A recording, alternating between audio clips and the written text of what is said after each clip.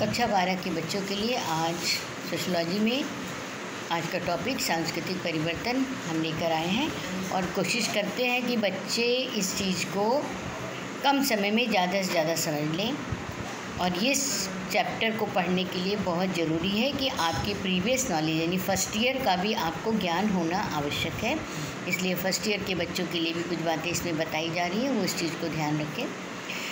तो सबसे पहले तो जब हम सांस्कृतिक परिवर्तन की बात कर रहे हैं तो परिवर्तन शब्द पे विचार कर लें कि नवीन परिस्थितियों में जो बदलाव होते हैं या जो दिखाई देते हैं या होते ही हैं, हम चाहें या ना चाहें, उन्हें ही परिवर्तन कहते हैं। सवाल है, परिवर्तन बहुत प्रकार के होते हैं, जैसे कि हम पिछले टॉपिक में हम बता चुके हैं। सांस्कृतिक परिवर्तन, सामाजिक परिवर्तन, पारिवारिक परिवर्तन, राजनीतिक परिवर्तन, औद्योगिक परिवर्तन, ये सारे परिवर्तन हमें प्रतिदिन दिखाई देते हैं। अब बच्चों ये कि संस्कृति शब्द पर हम, क्योंकि सांस्कृतिक परिवर्तन लेसन है तो हम संस्कृति शब्द पर भी ध्यान देंगे कि संस्कृति किसे कहते हैं। संस्कृति यानी कि कल्चर है सीखा हुआ व्यवहार जो हम अपने आसपास के वातावरण से सीखते हैं, उसे हम संस्कृति कहते हैं।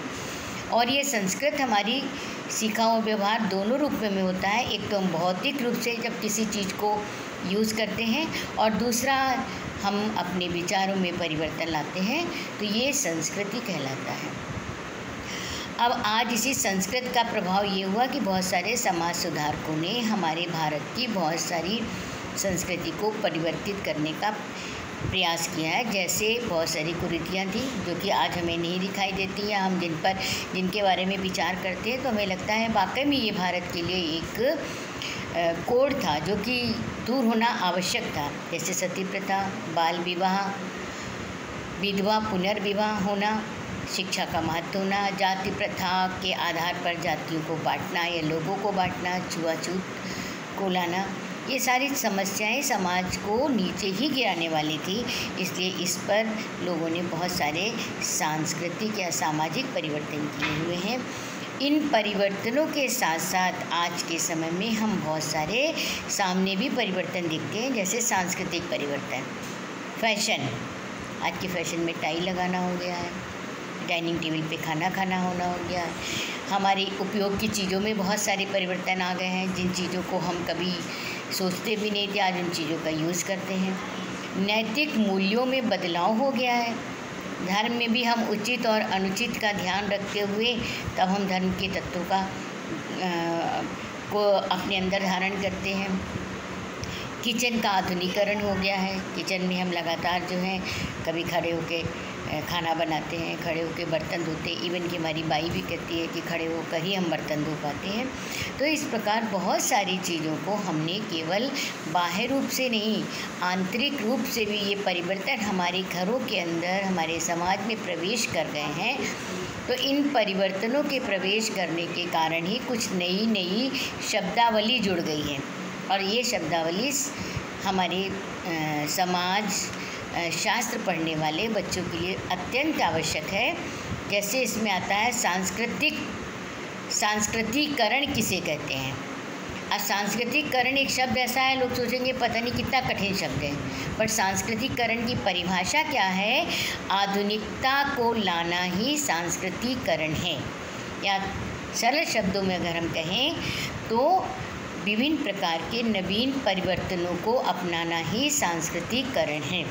आज के समाज में बहुत सारे परिवर्तन हो रहे हैं जो कि संचार के माध्यम से हो रहे हैं। विभिन्न प्रकार के संचार के माध्यमों के कारण बहुत सारे संगठनों की विचारधाराओं में परिवर्तन हुआ है और समाज एक गतिशील तौर पर परिवर्तित हो रहा है।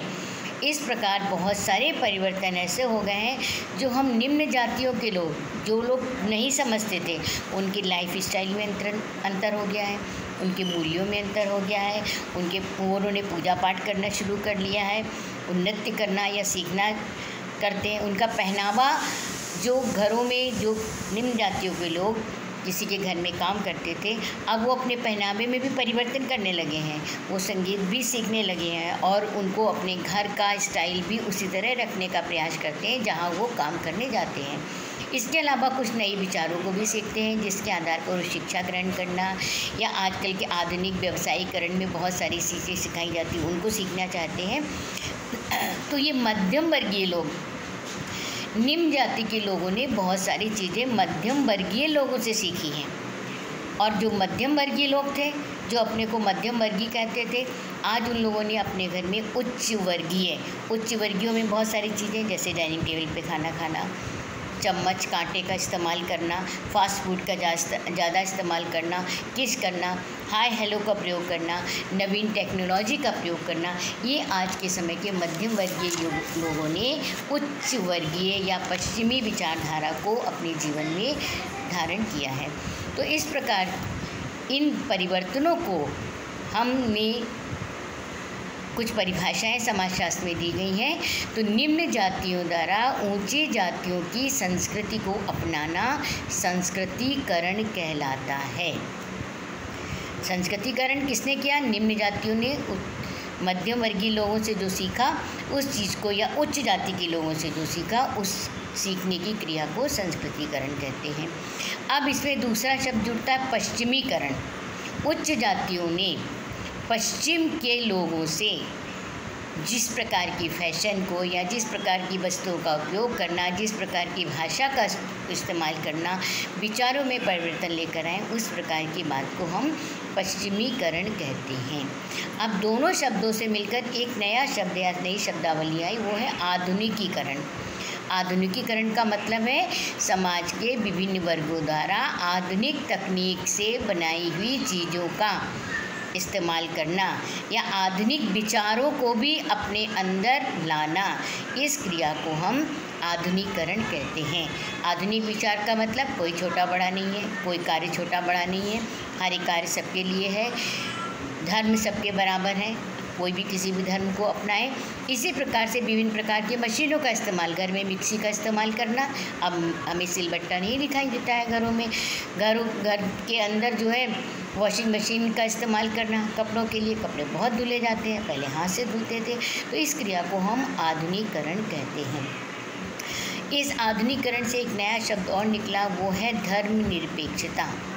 लगभग विश्व में 8 धर्मों को मानने वाले लोग हैं और हर धर्मों को मानने वाले लोगों की जो विचारधाराएं हैं वो अलग होती हुई भी उनमें एक रूपता है कि गॉड एक है।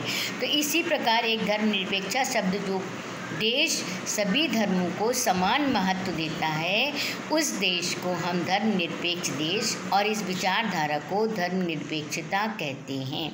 इस प्रकार बच्चों, आज हमने तुम लोग को कुछ शब्द, जैसे संस्कृति के 2 भाग होते हैं। एक संस्कृति वो है जो भौतिक संस्कृति है, जो हमें इसका मूल्य लगा सकते हैं, और दूसरी संस्कृति अभौतिक संस्कृति है, जो विचारों में परिवर्तन के द्वारा होती है, जिसका कोई मूल्य नहीं होता, उसको हम समझ नहीं सकते और उसको धीरे धीरे अपनाते हैं। तो अब हम अगले टर्न पर संस्कृत के बारे में आपको बताएंगे। इससे संबंधित हमने कुछ प्रश्नों को भी नीचे दिया है, जिसको हमने आपके पास फ़ोटो कर दिया है। आप इन प्रश्नों को उत्तर लिख के रखेंगे। इनमें मुख्य प्रश्न, संस्कृति कितनी प्रकार की होती है, सांस्कृतिक परिवर्तनों का जीवन पर क्या प्रभाव पड़ता है, संस्कृतिकरण या पश्चिमीकरण को आप अच्छे से समझाइए, भौतिक और अभौतिक संस्कृति को भी बताइए। तो बच्चों, इन बातों को आप अपनी कॉपी में नोट करिए और निश्चित है कि ये विषय आपको सफलता की ओर लेकर जाएंगे। धन्यवाद।